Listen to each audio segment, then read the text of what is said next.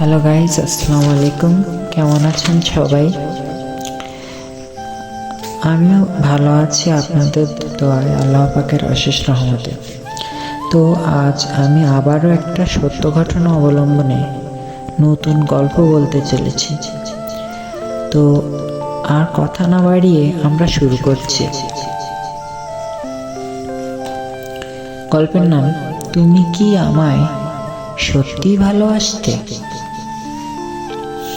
প্রশ্নবোধক। যাই হোক, চলে যাচ্ছে মূল গল্পে। 2021 সাল।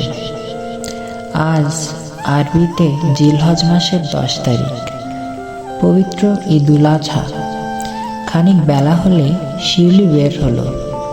সেখান থেকে আজ তার বান্ধবীদের সাথে একসাথে কিছুক্ষণ ঘোরাফেরা করে ফিরছিল। আজ চারিদিক সেজেছে নতুন এক অপরূপ সাজে।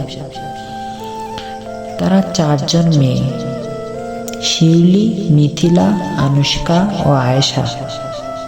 4 জনেরই প্ল্যান ছিল এবছর কুরবানির ঈদে 4 জনই একই পোশাক পরবে। যে পরিকল্পনা সেই কাজ। 4 জনেরই পরনে সাদা গাউন, মাথার চুল ছাড়া বাঁ পাশে সাদা জবা ফুল। একটা সময় তারা বিদায় নেয়।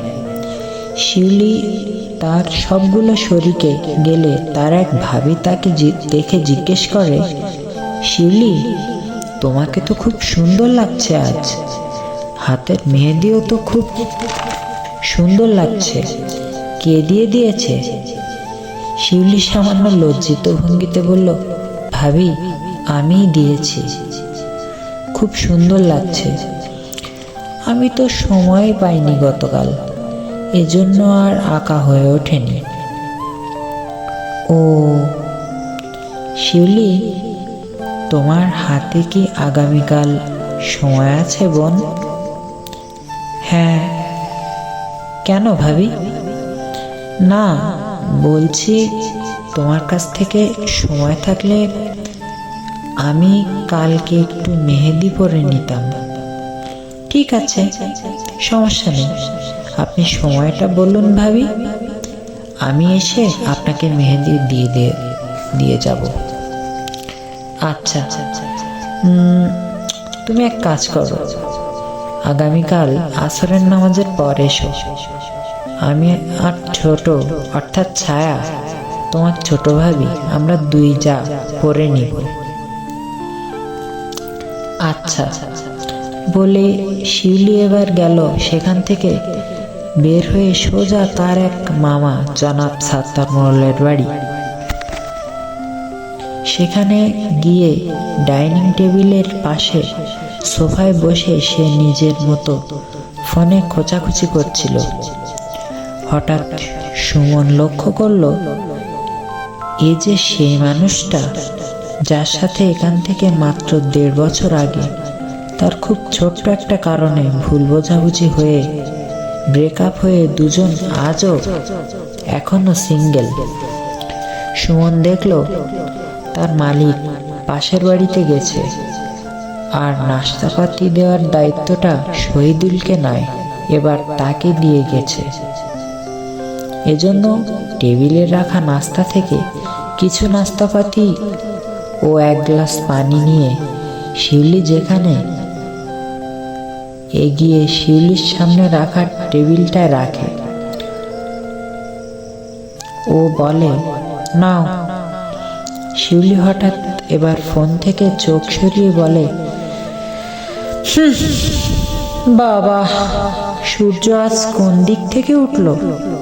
শুনে সুমন বলে, কল্পনার জগৎ থেকে বের হয়ে এসো, আমরা আবার সব ঠিক করে নিব। শিউলি অবাক চোখে চুপচাপ শুনে যাচ্ছে সুমনের কথা।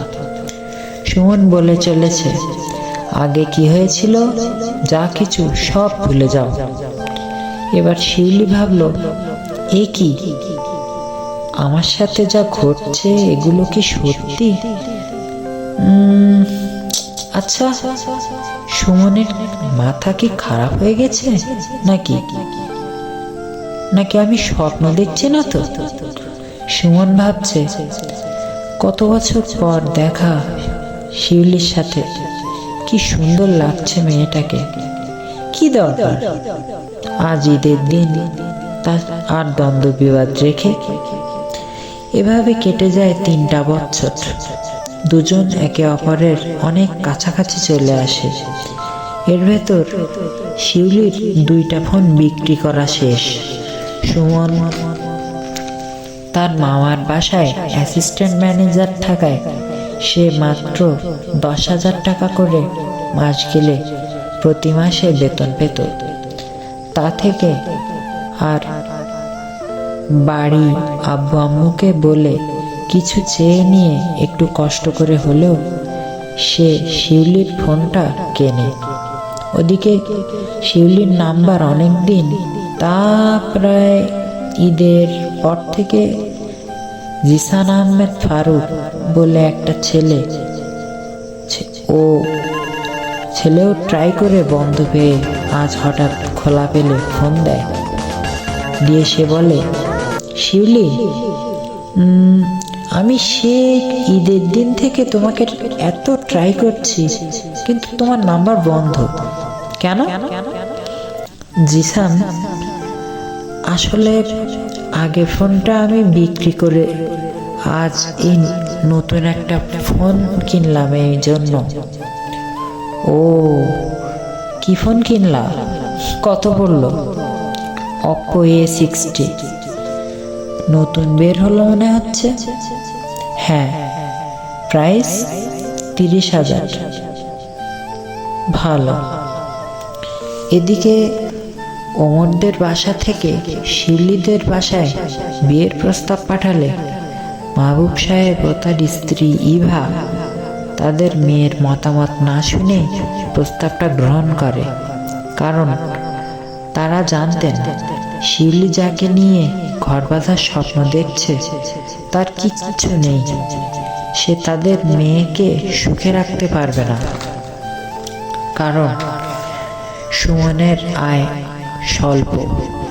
ওদিকে জিসান ছেলেটা অনেক বড় একটা আইফোন কোম্পানিতে চাকরি করে। শিউলি যদি জিসানকে বিয়ে করে তবে মাহবুব সাহেব ও মোস্তাফিজুর রহমান একে অপরের ছেলেবেলার বন্ধু থেকে সারা জীবনের জন্য বেয়াই হয়ে যাবেন। এসব কিছু আলোচনা করতে দেখে শিউলির মাথায় যেন আকাশ ভেঙে পড়ার উপক্রম। শিউলি বলে, মা, তুমি আর বাবা একবারও আমাকে জিজ্ঞেস করার প্রয়োজন মনে করলে না আমার এই বিয়েতে মত আদৌ আছে কি? চুপ। তোর মতামত আবার কি? আমরা তোর গার্জিয়ান, আমরা যাকে ঠিক করে দিব তাকেই তোকে বিয়ে করতে হবে। শিউলি 2 চোখ ভরা পানি নিয়ে বলে, কি? আমার মতামতের কোনো মূল্য নেই তোমাদের কাছে? 2 মিনিট কারোর সাথে হেসে কথা বললেই তাকে বিয়ে করতে হবে? হ্যাঁ, হবে। তাছাড়া ও ছেলে ভালো, ঢাকায় ফ্ল্যাট আছে, ভালো ব্র্যান্ডের ফোনের কোম্পানিতে চাকরি করে। কিন্তু মা, আমি তোর কোনো কথা শুনবো না। প্রস্তুত হ, পরশু তোর আশীর্বাদ। শিউলি অমনি ফোন দেয় সুমনকে। হ্যালো সুমন, মা বাবা তোমার ব্যাপারে সবকিছু জেনে গেছে। এখন পরশু আমার তোমার মামাতো ভাই জিসানের সাথে বিয়ে ঠিক করার ব্যাপারে দেখতে এসে পুরো আশীর্বাদ করবে। এখন আমি কি করব? কি? জিসান মানে ওমর? হ্যাঁ, ওমর। কিন্তু ও তো আমাকে কিছু বলেনি। এখন তাহলে আমি কি করব? আমি বলে দাও। চলো, তোমাকে এখন যদি একটা কথা বলি শুনবে? কি? দেখো শিউলি, ফারুক অর্থাৎ জিসান আমার মামাতো ভাই। ও ছেলেটা খুব ভালো ছেলে।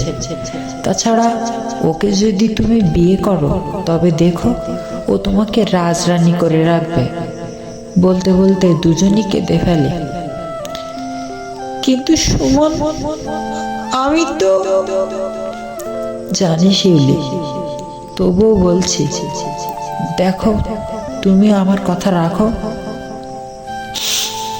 সেই 2021 সাল থেকে আজ এই 2024-এর অর্ধেক পর্যন্ত এই সুমনকে তুমি যদি সত্যি ভালোবেসে থাকো, তাহলে পরশু ফারুকরা তোমাকে আশীর্বাদ করতে গেলে তুমি কোনো বাধা দিবে না। সুমন, তুমি কি আমায় সত্যি ভালোবাসতে? আর কতবার শুনতে চাও? বলো, আর কতবার শুনতে চাও? বলো, তুমি কি আমায় সত্যি ভালোবাসতে? এবং এখনো আজও বাসি। তাহলে তোমার কাছে আমার হাত জোড় পূর্বক অনুরোধ শিউলি, তুমি আমার ভাইটাকে কষ্ট দিও না। কিন্তু এদিকে সুমনের কথা রাখতে গিয়ে পরশু শিউলিকে ফারুক এনগেজমেন্ট করে। কিছুক্ষণ কথা বলে, কিন্তু সুমনকে দেওয়া কথা রক্ষা করতে গিয়ে বলতে চেয়েও ফারুককে সব বলতে পারল না শিউলি। এদিকে সে শিউলিকে সুমনের আগেই স্কুল জীবন থেকেই ভালোবাসত এবং তা প্রকাশও করে।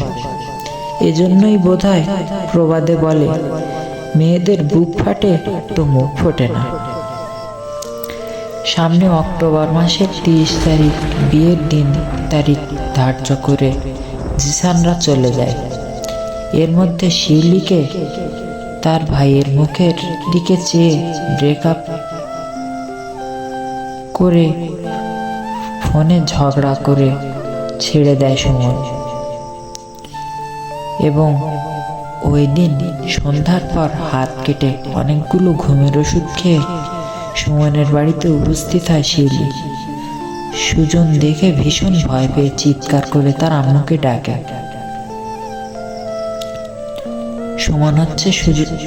সুজন হচ্ছে সুমনের ছোট ভাই। তারা একত্রিত হয়ে সবাই এক জায়গায় হয়। সুজন দৌড়ে সাত্তার মোল্লার বাড়ি থেকে সুমনকে ডেকে আনে। ভাইয়া, শিগগিরই চল বাড়ি, সর্বনাশ হয়ে গেছে। ভাবি হাত কেটে ফেলেছে, অনেক রক্ত বের হচ্ছে। ওদিকে ঈশান ও ফারুক জিসানকে খবরটা দিলে সেও শিউলির পরিবার চলে আসে। ফারুক অর্থাৎ জিসান বলল, শিউলি, এটা তুমি কি করলে? আল্লাহ, তুমি তো আমাকে ওই দিন সবটা বলতে পারতে। সুমন বলে, শিউলি, তুমি এমনটা কেন করলে? আমাকে এত বড় শাস্তি দিলে। তুমি খুব খারাপ, খুব খারাপ। শিউলি বলে, কি হলো, এভাবে বিদায় জানাবে আমাকে? কেঁদো না, কেঁদো না সুমন, দেখবে তোমার জীবনে আমার থেকে অনেক ভালো মেয়ে তুমি পাবে সুমন। সুমন বলে, তারা তো কেউ আর তোমার মতো অর্থাৎ শিউলির মতো করে এই সুমনকে ভালোবাসতে পারবে না। তারা তো এ আমার শিউলি না। সুমনও এ পর্যন্ত বলা মাত্রই হাসি হাসি মুখে শিউলি তার হাতটা ধরা অবস্থায় ফারুক অর্থাৎ জিসান ও সুমন দুজনেরই মাঝখান থেকে বিদায় নিয়ে চলে যায়। হঠাৎ একটা চিরকুট পেল ওমর, যেটা সুমনকে লিখে রেখে চলে গেছে সারা জীবনের জন্য পৃথিবী ছেড়ে শিউলি। সুমন, 2021 আগে এসে তুমি আমারে একলা জীবনে এক টুকরো মেঘ হয়ে ভালোবেসেছিলে। হয়তো আমি ছিলাম পিছিয়ে, দুই পরিবারের সম্মানের দিকে চেয়ে আমাকে পেছনে ফেলে তুমি সামনে এগিয়ে যেতে চাও। তো এবার না হয় আমি আগে যাই।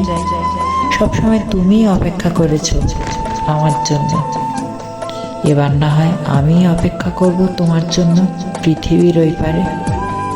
তো বন্ধুরা, নিজের ভালোবাসার জন্য শিউলির আত্মত্যাগ।